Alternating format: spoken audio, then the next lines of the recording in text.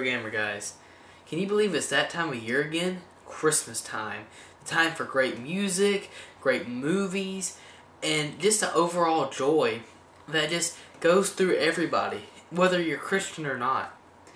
It's just such a magical time of year where, for once, even though there are a lot of people that complain about the holidays and whatnot, and mainly people that just try to make a big deal out of everything, but for the most part, it's a mutually felt great, joyous feeling felt by all parties. People sing, people dance, people laugh, and, of course, my favorite, we all drink hot cocoa. Thank you, Keurig. But, most of all, Christmas is associated with giving and getting, mainly gifts. So, last year, Santa left me a big sock full of Tetris games to play and review, but this year he did something a little different. He left me this big sock again, but full of all kinds of different games from all kinds of different platforms. So he told me there's about 8 games in here, so I'm going to pull them out one at a time and review them. And so, hopefully this will be about a 2-part video, so about 4 games per review. So, let's check out what he gave us. Begin with, an NES game. Oh man. Well, there goes the holiday spirit. Alright, Knight Rider by Acclaim. Now, some people say that LGN is the worst video game company of all time, but I still hold to it that Acclaim is. If you've seen my WWF review on NES, you'll see what I mean. And also, I tore that game apart, I tore Mortal Kombat apart, and now it looks like I'm going to have to tear this apart. But if you look at the TV show, it's a great idea for a game. A really smart car that has a lot of great little gadgets and whatnot you can play with. I mean, it sounds like a wonderland for programmers and gamers of all kind to have a very enjoyable 8-bit experience. Well, let's see how they mess it up on this one. Merry Christmas and a Happy New Year. Alright, let's pop this stocking stuffer of a turd into the NES, and let's see how bad Acclaim can make one of the greatest TV shows of all time. Well, right from the start of the game, you'll tell that Acclaim does no justice for the license whatsoever, as evidenced by having no original Knight Rider theme song. And here's another bit of interesting trivia. This game came out in 1989, a good 3 or so years after the TV show ended. So it feels kind of weird, especially from a financial standpoint. Sure, Knight Rider's a great TV show, but 3 years afterwards, much of the core audience has grown up and wouldn't be interested in this game. I don't take that away from the game at all, but I just think that's kind of odd. But anyway, you get some background from Devin. You go to these about 17 different cities fighting crime. The basic thing you have to do is get to the end of the city all the while making sure to defeat evil and basically just try to get to the end. Before each city, you get to upgrade kit and whatnot and, boost up your shields, lasers, missiles, and all that good stuff. You have to keep a careful watch on your time limit, gasoline limit, and also your shields and your enemies. If you don't, you're either one of those things is going to catch up to you and it's game over. And while Kit's cockpit really does look really cool, it's still, there's way too many things that take your life away. Like, if you'll remember back to Ghostbusters, I know we all wish we didn't, but I really hated the fact that you had to get gasoline. Why can't developers realize that in a racing game, people do not want to worry about gasoline? Like, imagine if you got a NASCAR game and every few seconds, or every few laps at least, you had to stop to let the pit crew change your tires and whatnot. I mean, would that be a fun game? Not at all. Or what if in say the next Call of Duty game or whatever, after every mission or in the middle of a mission, you have to make sure to go to a cleaning station to clean out your gun. I mean, it's just a useless thing that developers add in, trying to add more to their game. But obviously, at least for me, I'm sick of it. And also, on all the text, it scrolls very slow, and you can't skip ahead. My God, why can't someone just get this right? If you're going to have long text, make it go very fast and let people skip ahead that can read faster. And it's not like someone's being able to read at the 3 letters a minute anyway. And the controls are decent, and the graphics are about as good as you'll find on a racing game. But overall, it's just not a very good game at all. It really trashes on the awesome license, and it's just so monotonous and boring that it's almost like, why even bother? And I honestly think this would have been a lot better as, say, an arcade game rather than an NES game. In an NES game, I'd like some more adventure, maybe get to explore these different cities a little more. And I could definitely see this being a fun arcade experience where it is kind of a battle just to get the high score. But by the NES era, you're looking for something with a little bit more beef to it. So overall, this is probably about a 1 out of 10 for me. So Merry freaking Christmas so far. Well, that certainly left a sour taste in my mouth. Man, I'm about to eat. I hope these games go bad soon, because if they're all as bad as this, I'm gonna be using this stocking as a barf bag soon. This is definitely going as on the naughty list. But we got some other games to review, so let's get something good. Here we go. N64. Hercules, The Legendary Journeys. Looks pretty cool. Has a very beefy macho man, Fabio looking guy. Fire-breathing dragons. I guess that looks like the Hydra. Too bad that Hydra means water. But I digress. So, you all should be familiar with the story of Hercules. Son of Zeus, he was a demigod. Son of Zeus, strongest man in the world and whatnot. Had to go through the different tasks and whatnot. You've all seen the Disney movie. But this one has a reputation for being kind of a Zelda clone.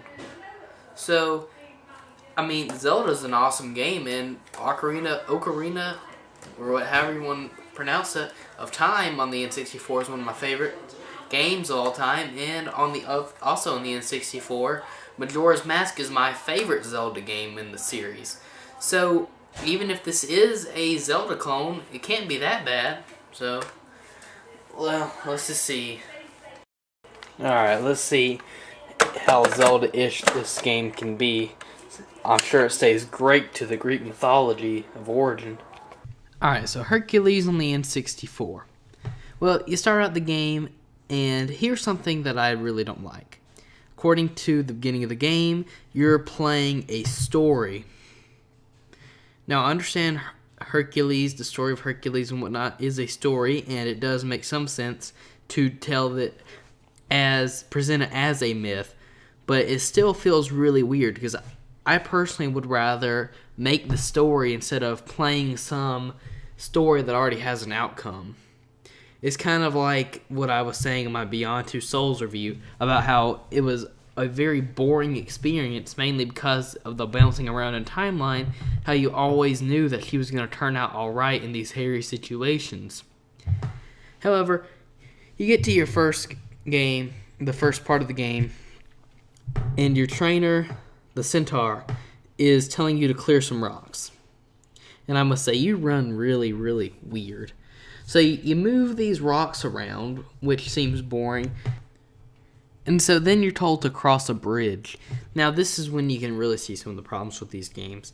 Like I said, Hercules moves really weird, and then he jumps really weird, and jumps kind of in a diagonal line in a way, so it's kind of like a forward jump, kind of like in Conan the Barbarian for the NES. And also, he jumps really high, and it's like it's kind of like in the Zelda how you roll and then that makes the perfect jump when you're jumping. But in this game, the jumping feels weird and it's kind of hard at some places. And the graphics are terrible. I mean, you can definitely tell that this is a early polygon stage game. Developer trying to figure out the 3D, but just can't do it. It has a lot of gusto and a lot of heart to it, but it just doesn't work. Graphically, it's bad, and some of the actual mechanics of the game are bad. However, the game does function. It has a interesting story to it, and if you enjoy Greek mythology, you'll enjoy it. And some of the action and whatnot is pretty fun. So overall, about a 5 out of 10. Very meh game. But it's not bad enough to end up on the naughty list. So I guess this is at least better than Knight Rider. Ugh. Well, it wasn't quite Zelda, but it wasn't quite Knight Rider either. So, what is there really to say? It's basically Zelda with a new skin on it. A little bit of different dialogue. A very interesting game. And if you're into Greek mythology, you may find one or two little things to like in here. But for the majority of people, just stick to Zelda. Too bad there's not a meh list. So, I don't know. I'm going to put it on the borderline good list. Well, let's see what else we have in this turd pile of a Christmas. Alright, an Activision game. We all know how much I love the Ghostbusters, and how much everybody just loves the Call of Duty games. But for the Super Nintendo, they gave us Excalibur 2097. Now, I must say, I hope that the fact that I haven't played 1 or 2 or 2098 will hold me from understanding the story any.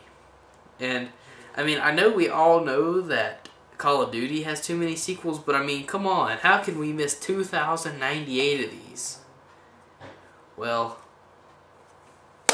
let's pop it into the Super Nintendo and see how it can be. Alright, let's see. Looks pretty cool on the cover, but so does most Call of Duty games, so let's be careful treading into dangerous waters here.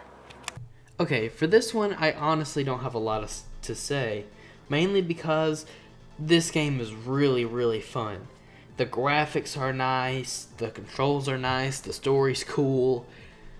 It's just a lot of fun to play. It's kind of like, it's easy to say why a machine is broken more than it is to explain why a machine is working. It just all fits together into a very nice bundle. And even though I didn't play the 2097 others, it's still, I can understand it just playing it alone. I highly recommend picking up this game if you can find one. I paid about $3 at a Goodwill for it, and it was definitely $3 well spent. All the graphics are very sharp and nice, and look, I don't want to say almost better than what the Super Nintendo could do, but definitely on the upper end of the scale. So I highly recommend you buying this game, and really that's about all I really can say about it. Great graphics, great gameplay, go for it.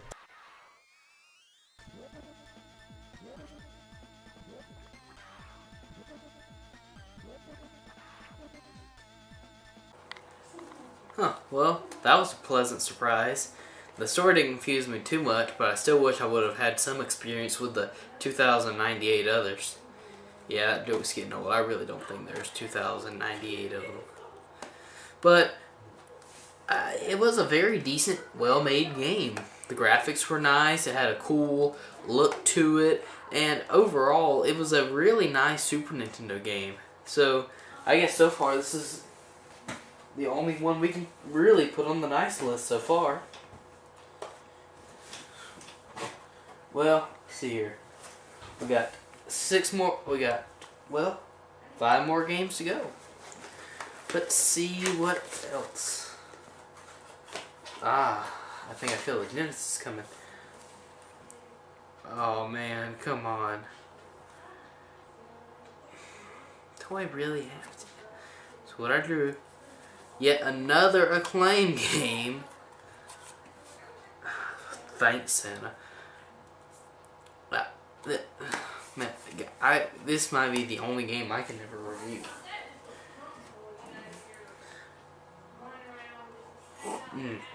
I mean, I really don't know if I can review this.